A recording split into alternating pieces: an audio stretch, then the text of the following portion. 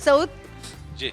मैंने कभी वैसे सवाल किए नहीं ऐसे, लेकिन आज मैंने मैडम ने आप कह रही मैंने कभी देखा नहीं स्कूल शादी जाते से हुए। पहले आपकी ईद कैसी होती थी और शादी के बाद की कैसी होती है? शादी से पहले ही तो घर वालों के साथ। नहीं नहीं नहीं, बगैर बोले बताना है। नहीं बगैर बोले सब ये एक टास्क है अरे ना। बोलने तो दे। बगैर बोले आपको बताना है शादी के पहले की। भाई मैं होस्ट हूँ, हाँ, अच्छा नहीं नहीं नहीं नहीं करो मेरे मियाँ के साथ आपने ऐसी 30 बात। दिन किया, थोड़ा सा हमें भी करने अच्छा दो। चल कर।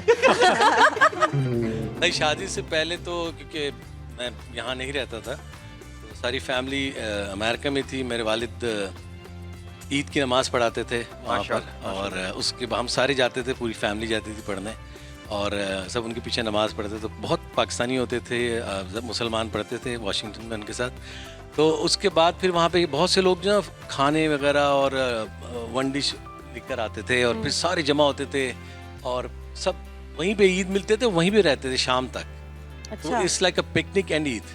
वाह अच्छा। वाह। अब जो है शादी के बाद अब बेगम है, बच्चे हैं, लाइफ चेंज हो गई है, और अल्लाह का शुक्र है वो भी अच्छी लाइफ थी और ये भी अच्छी लाइफ है। हाँ, अब तुम कह सकते हो घर जाना है।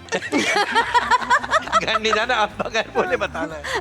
अब बगैर बोले कैसे, तुम बताओ बगैर बोले कैसे बताएंगे, तुम बताओ। भाई बगैर बोले ये है कि शादी से पहले हंसना और उसके बाद सीरियस, बस पैसे चेंज करना है आपने अपने।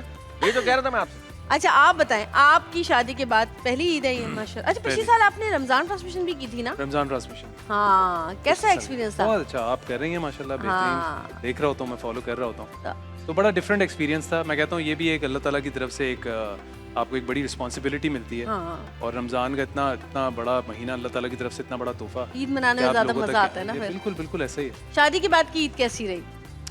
ससुराल जाना पड़ता है? अब मतलब वही ना फ़र्क ये है शादी से पहले और बाद में, कि पहले तो आप इस तरह के किसी से मिलना है नहीं मिलना आप पर आपकी है, मर्जी होती आप थी। नहीं जा रहे, लेकिन शादी के बाद जो है वो आपको जाना ही होता है, और फिर सारे प्लान्स में बेगम को शामिल करना होता है। फिर बेगम बताती हैं आपको कि भाई पहले दिन जो है वो मामा के यहाँ जाना है, दूसरे दिन इस तरीके से। तो फ़र्क तो है, लेकिन ऑब्वियसली इट्स ब्यूटीफुल। हाँ। अच्छा एक बात है भाभी, बीवी जब भी मायके जाती है ससुराल में कोई ना कोई बीमार क्यों हो जाता है?